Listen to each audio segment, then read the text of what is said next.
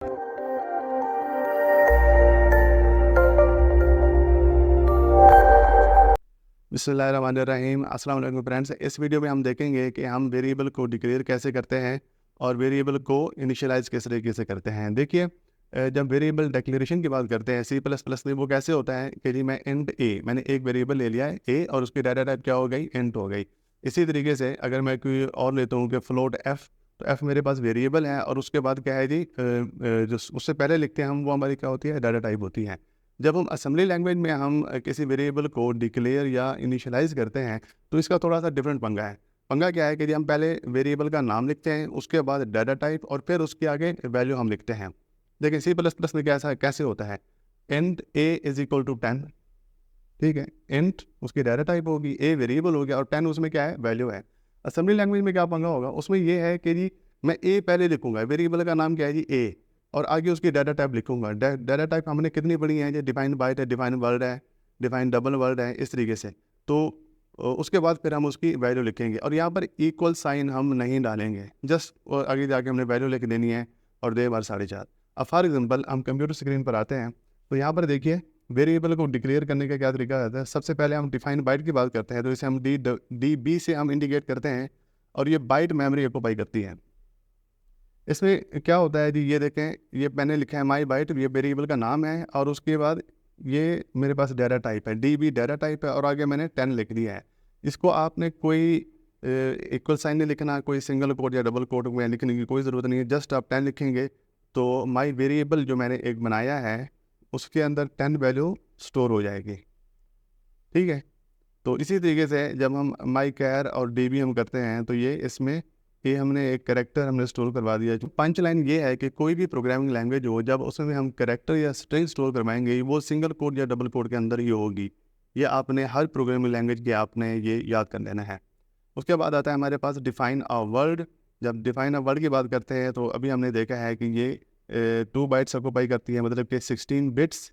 और इसको हम इंडिकेट कैसे करते हैं, माई वर्ड मेरे पास वेरिएबल है, डी डब्ल्यू डिफाइन वर्ड, ये हमने उसकी डाटा टाइप लिखी और आगे मैंने उसके अंदर एक वैल्यू स्टोर करवा दी है। इसके बाद डिफाइन डबल वर्ड है, डी डी से इंडिकेट करते हैं हम, और ये 4 बाइट ऑक्यूपाई करता है, मतलब कि 4 इंटू 8 32। और यहाँ पर क्या है जी, मेरे पास ये वेरिएबल है, ये उसकी डाटा टाइप है, D D data type define double word, और ये मैंने यहाँ पर उसके अंदर कोई वैल्यू स्टोर करवा दी, कोई रैंडम वैल्यू स्टोर करवा दी है। इसके बाद है हमारे पास define quad word. Quad word क्या करता है जी, हमारे पास ये मेरे पास कोई वेरिएबल है, ये उसकी डाटा टाइप है और ये क्या है जी, हमारे पास कोई वैल्यू हमने उसमें स्टोर करवाई हुई है। अच्छा, यहाँ पर देखें कि डिफाइन मल्टीपल वैल्यूज़, जब हम मल्टीपल वैल्यूज़ जो है ना वो उसमें डिफाइन करेंगे, तो वो एक एरे बन जाती है, लेकिन उसको हमने कामा से सेपरेट करना है।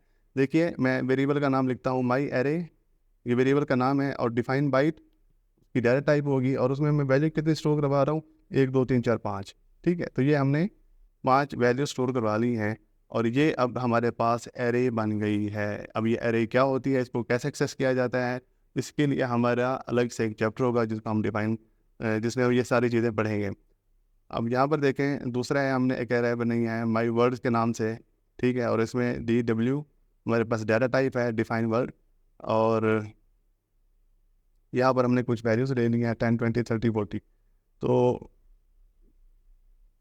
ये कुछ हमारे पास चीज़ें थी। अच्छा हाँ, यहाँ पर एक और चीज़ है वो रह गई है कि ये तो मतलब कि इस तरह है ना, जब हम किसी वेरिएबल की बात करते हैं, int a is equal to 10, ये मैंने क्या कहते हैं सी प्लस प्लस में मैं इस तरह से लिखता हूँ कि वेरिएबल को मैंने इनिशियलाइज कर दिया। अब फॉर एग्जाम्पल मुझे इस तरह से करना पड़े कि मैंने वेरिएबल को इनिशियलाइज नहीं किया, जस्ट उसे डिक्लेयर किया है, तो असेंबली लैंग्वेज में इसका क्या हिसाब किताब होता है कि पहले देखिए मैं वेरिएबल का नाम लिखूंगा, वेरिएबल का नाम डी बी डिफाइन वर्ड, और आगे मैं डाल दूंगा क्वेश्चन मार्क।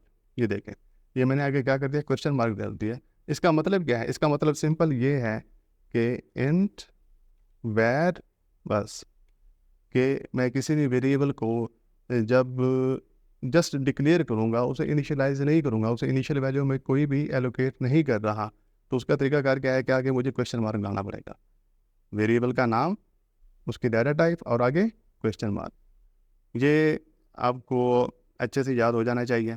नेक्स्ट वीडियो में हम कुछ इनसे रिलेटेड कुछ प्रोग्राम्स करेंगे तो इस वीडियो में इतना ही। Thanks for watching.